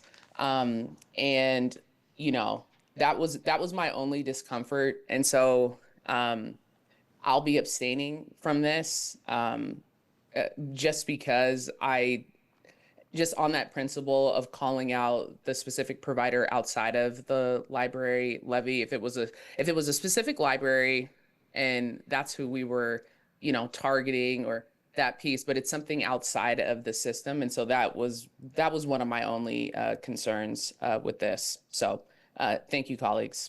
Thank you, Council President Hollingsworth. Colleagues, any other questions or comments? I too will be abstaining from this just because we don't normally select a provider. We haven't usually an RFP process, and I'm not familiar with, why it was being done this way, but I do support, obviously, the curation aspect of this, especially for Black Legacy, but I will abstain just based on similar position as council president. All right, let's take a vote on amendment number 13. Councilmember Strauss. Abstain.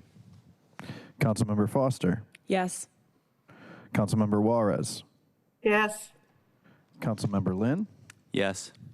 Councilmember Rink. Abstain. Vice Chair Hollingsworth. Abstain. Chair Rivera. Abstain. 3 in favor, 4 abstentions. Okay, so hang on one sec.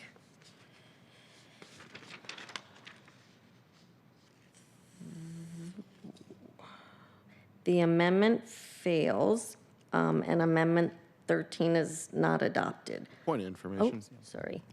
Point of information. I believe that 2 in favor and the rest abstentions does pass. Does pass. Oh, sorry. Yes. Apologies. I was missing my place on my script. Okay, the motion carries and amendment 13 is 13, right, is adopted. Correct. All right.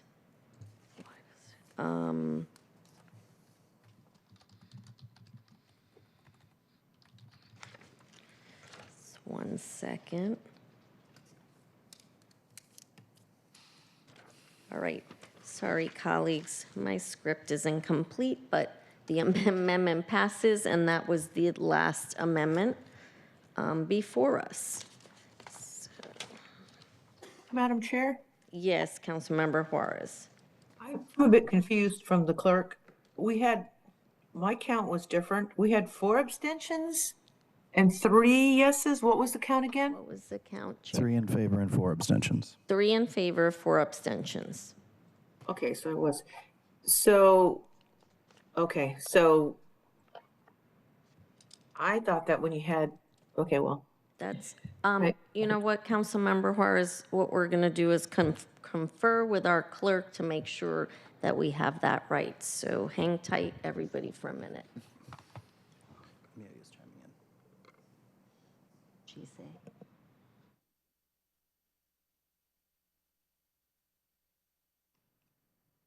Chair Rivera and council members, this is Amelia Sanchez. Just providing clarification. The vote was 4 in favor, none opposed. Sorry, 3 in favor, none opposed, and 4 abstentions. That therefore the motion does carry. The amendment is adopted. Abstentions do not count towards the tally. All right. Thank you. Got it. Thank you, Madam Clerk. Thank you, Amelia, and thank you, Councilmember Juarez. And I've already said the amendment is adopted. All right, so that was our last amendment. Thank you, Eric. Thank you, colleagues. All right, give me 1 second to find next steps here. Madam Chair, are you gonna give us an opportunity after you speak to just? Yes. Okay. Thank just you, checking. Councilmember Juarez. 1 second. No, thank you. Just trying to get all my papers straight here.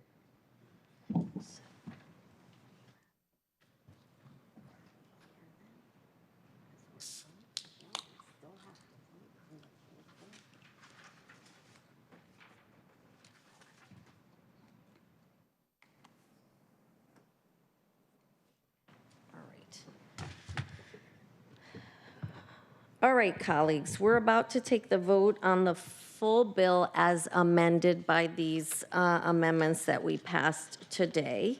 So at this point, if anyone would like to make comments before we take the final vote, I'll give you an opportunity to do that, and then we'll take our final vote on the full bill. Councilmember Juarez, you're recognized. Thank you. I'll be very brief. I want to thank you, Madam Chair, for walking us through this levy. And I know that you also walked us through the FEP levy as well. And I really appreciate your comments that, yes, we all love the library. And Councilmember Lynn, I do appreciate your comments. And I'm sorry, I didn't mean to laugh, but I do appreciate your comments about democracy and libraries. And I do appreciate you and Councilmember, well, actually everybody's passion for what we want to do. And thank you, Councilmember Strauss, for recognizing the ADA capabilities of people who need it. Someone like me, as you all know, I have MS, so I'm always a supporter of that. And again, I'm going back to the ones that I voted no on for. Doesn't mean that I don't support, putting money aside for the cooling and deferred and the seismic retrofit. Again, I was just going back to what the Madam Chair was cautioning us about, the cap, our fiscal responsibility. And I guess my concern about the 6 taxes that we already have in front of us as a city of Seattle, the potential for 2 more, and the annual taxes we have, which are 1, 2, 3, 4, 5, 6, the county taxes that we have 1, 2, 3, 4, 5, 6, 7, and another one possibly coming down the pike. So I say that only because, I'm not against these things. It's more that I want to make sure that we fund what we can, being fiscally responsible and being mindful that when we do these taxes on the property, these are property taxes and these are excise taxes and these are taxes that happen when, when sales taxes. And at some point, we have to be responsible for, what we put out to the voters and what we pay for. And that's it. I don't think anyone is against. I mean, if we could, in a perfect world, as you know, Madam Chair, we would fund everything. Yep. But the world doesn't work that way. Sadly. I think, and again, Councilmember Rink, I didn't mean to belittle your comments when you talked about the Trump regime. And I didn't mean to belittle Councilmember Lynn's comments when he talked about democracy and libraries. I understand what you're saying, but on the ground in the real world, on the everyday stuff, that's what concerns me as a legislator, as a leader on this branch of government. And I do appreciate the mayor sending down the package that she did. And so that's why you saw that of the 13 amendments or 12 or whatever they were, I only voted no on 2. I don't think I've ever abstained in my history of being on council because I have a position that you should either vote yes or no. But that's me. That's no shade to anyone else. That's just me. So with that, I want to thank you, Madam Chair, for your leadership. It's not easy having to say no, especially to the public when people get angry or they think that you're not supporting them, and sometimes people take it personally, and I don't think they should. I think we're just trying to do our job and doing the best we can with what we have. So thank you, and thank you, colleagues, for listening to me. Thank you, Councilmember Juarez. Councilmember Lynn, and then Council President Hollingsworth.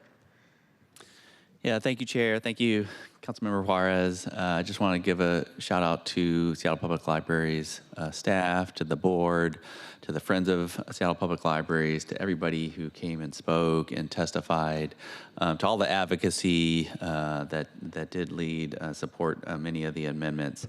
Definitely, Councilmember Juarez, I appreciate your perspectives, Chair. I appreciate your perspectives. I think it's good for us to have some hard discussions and debate. I think that's good for us. I think it's good for the public and for our city. So I appreciate you shepherding this. It's a lot of work. I am excited about the package that we have, and ultimately now it'll be up for the voters to decide.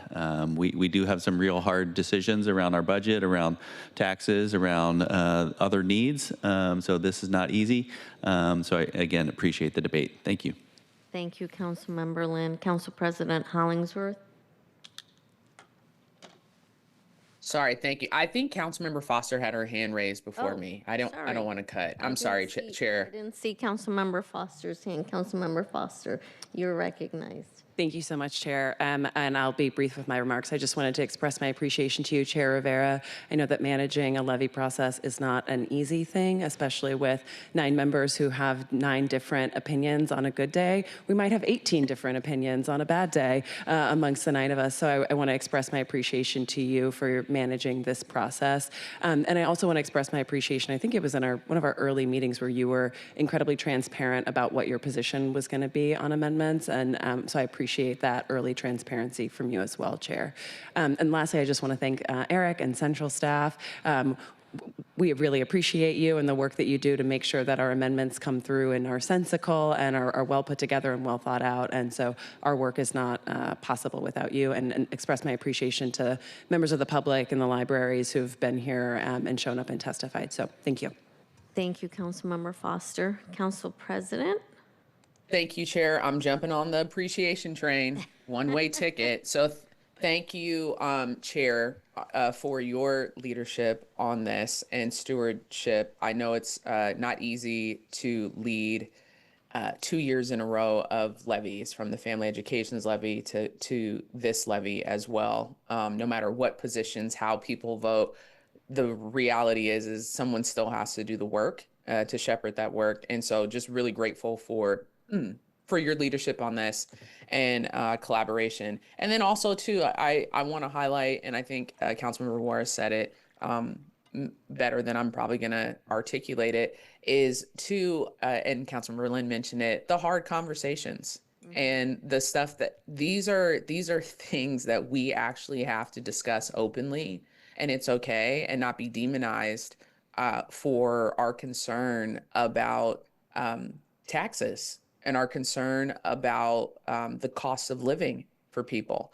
And there is not one person on this council that does not support the libraries, does not love reading books, does not want to fund the services and those things. And so just wanted to highlight that as well, because I think that's really important for us to say out loud.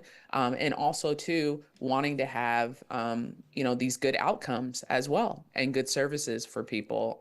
World-class city, world-class services. So just wanted to highlight that. Thank you to my colleagues for putting together some amendments that I thought were really great for an addition to the levy as well, and very thoughtful as well. So just wanted to say that. Thank you, Chair, again for your leadership. Thank you, Council President Hollingsworth. Anyone else? Then really, I'll just say, Sorry. oh, May I? you didn't have your hand up, but you can go, of course. Yep. Sorry, I have Councilmember Strauss, you're recognized. I'm not very good at technology, which is why I wanted the amendment for the physical books. I just want to thank you for leading us through this process. I also want to just recognize that Washington State's upside-down tax code is what is limiting us today from actually funding the real needs of the Seattle library system. Because of all of the cost of living challenges that have been addressed, that is coming from Washington State's upside-down tax code. Because of their limit on our ability to raise levies or have our property tax, our general property tax levy up to 3%, this is how Washington State is limiting us in the city of Seattle, and we've had workarounds for the last decade plus. We've had the workarounds by passing voter-approved levies. This is the first levy that is facing the challenge, the overall challenge that the state is putting down on us. And so it's really unfortunate, because of our state's policies, libraries and Seattle families are the first to lose out. So in a positive news, I am glad that we have been able to balance our fiscal responsibility with pushing as far as we can to meet the needs of our Seattle library system and Seattle families. And I just thank you, Chair, and thank you, colleagues, for this process. Thank you, Councilmember Strauss. Anyone else? Just want to make sure. Going once, going twice. And I will say, this was my second levy in 2 years, and by far the hardest one, because it is not easy for me to say no to ads to something I care so deeply about. And I wouldn't be here today without libraries. And everybody knows I am very, we didn't have a lot growing up. So my dad really taught us we had to be fiscally responsible. And there were a lot of times my dad said no when I know he really wanted to say yes. So in the spirit of that, I want you to know, and I want everyone watching, that I don't take it lightly when I go to the voters, first of all, to increase their property taxes for this, including renters, because nobody ever thinks that renters pay for these things too. They do. These costs do get passed on to renters, and we are living in a really expensive city.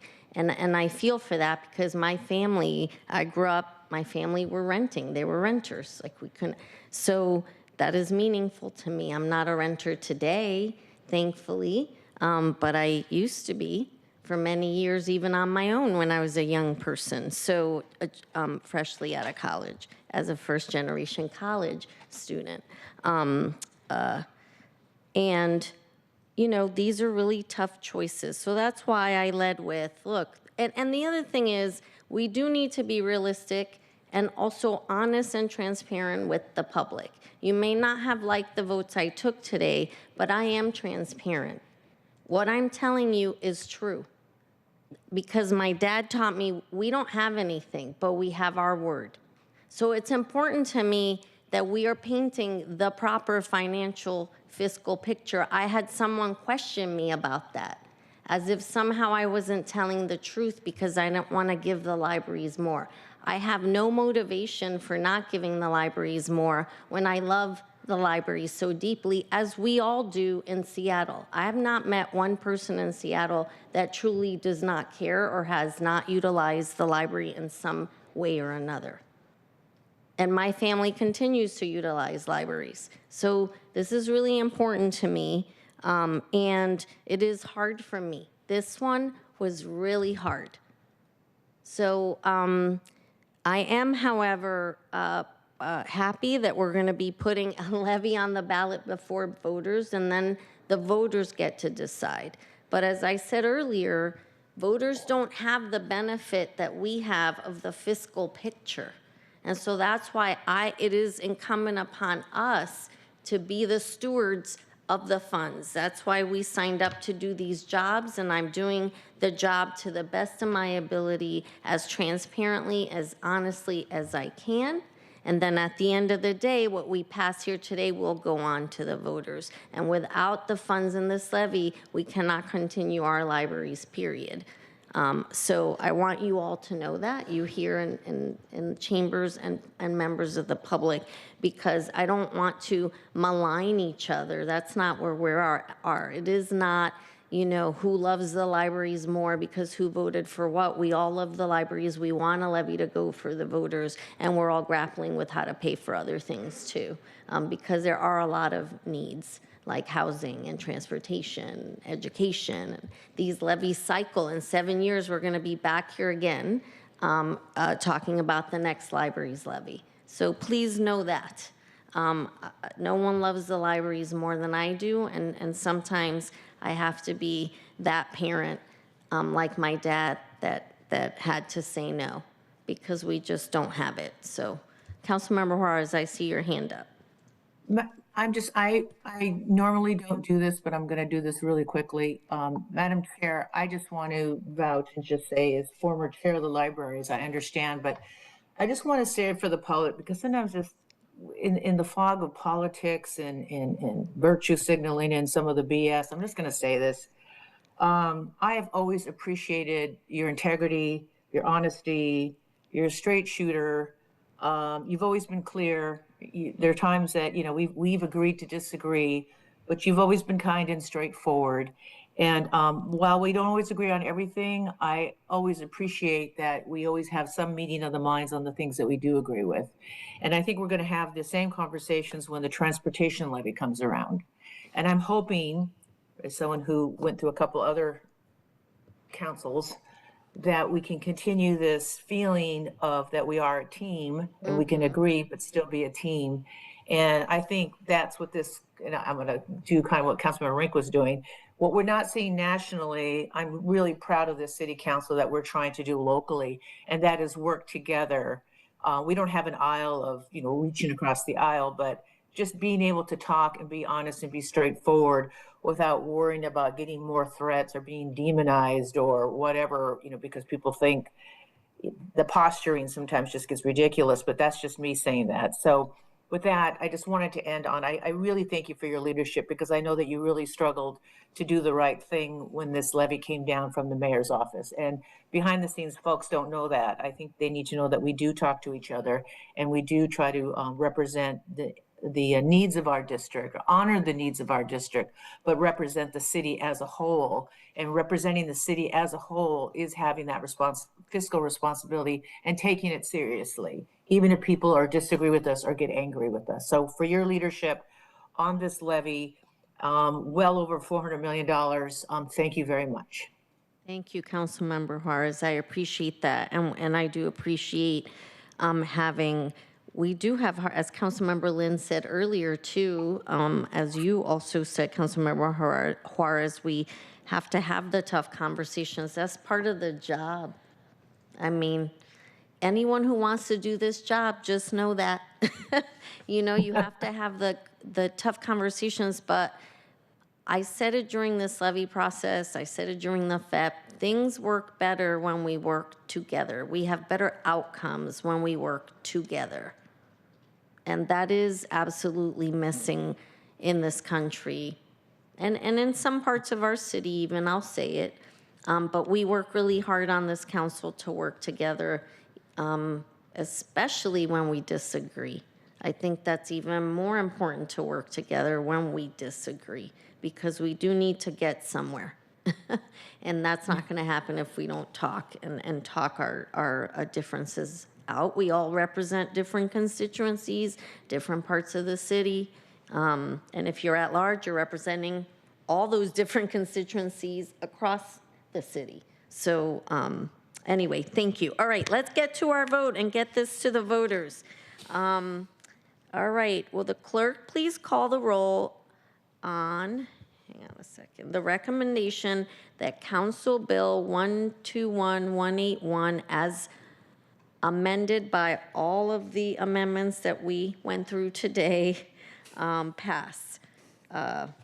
Let's vote on that passage of the bill, the underlying bill. Councilmember Strauss. Aye. Councilmember Foster. Yes. Councilmember Juarez. Aye. Councilmember Lynn. Yes. Councilmember Rink. Yes. Vice Chair Hollingsworth. Yes. Chair Rivera. Yes. 7 in favor, none opposed. The bill passes. Now you can clap, yes. That's okay. Yay. Yeah, it's hard during public comment because you're trying to shepherd people through. All right, the recommendation that the bill pass as amended will be sent to the April 14, 2026 City Council meeting for final consideration. Colleagues, any further questions or comments? Then if you'll indulge me in 2 more minutes, I know it's 11:31. I will say, seeing no further questions, this concludes the April 8, 2026 Select Committee on the Library Levy. This is our final Select Committee of the Library Levy. Before we adjourn, I want to thank the folks who've really been so helpful and instrumental during this process. I want to thank Eric McConaughey, our trusty central staffer, who helped with all the amendments and helped shepherd this through. I want to thank all of our deputy clerks, but in particular Amelia and Jody, who worked on this levy process. I want to thank the volunteers who showed up for public hearing earlier in the week. Cameron Yonan, Patty Wingren, and Kimmy King, thank you. Super appreciate you. And of course, my own staff, Wendy Sykes, Nick Duda, and Jacob Evinger for all their hard work. Councilmember Juarez, you said nobody knows what goes on behind the scenes. So much work. And we rely on all the people that we thanked. I want to thank the libraries, the library team, under the leadership of Chief Fay for all their work and all the back and forth. I need this information and that information and these figures, etc. I want to thank the foundation for their advocacy. I want to thank, more importantly, the members of the public that came multiple times to Chambers to advocate on behalf of the libraries, and anyone who had a hand in the passage of this bill. And I want to thank the mayor's office again, and Deputy Mayor Surratt and our CBO Director Panucci. Everyone worked together to put this package together. And again, when we work together, we have better outcomes. And I know that the mayor very much loves libraries. She's a high utilizer of the library. So I want to acknowledge that too. We all have to acknowledge each other here. This isn't posturing for one person or another to get the credit. This is a team effort and a partnership. And I super appreciate everybody who was involved. And let's get this thing to the levy. We have one final vote in order to make that happen, and that is on Tuesday. And I look forward to that vote. Thank you, everyone, for sticking with us. It is 11:33 p.m., and our meeting is adjourned. Thank you.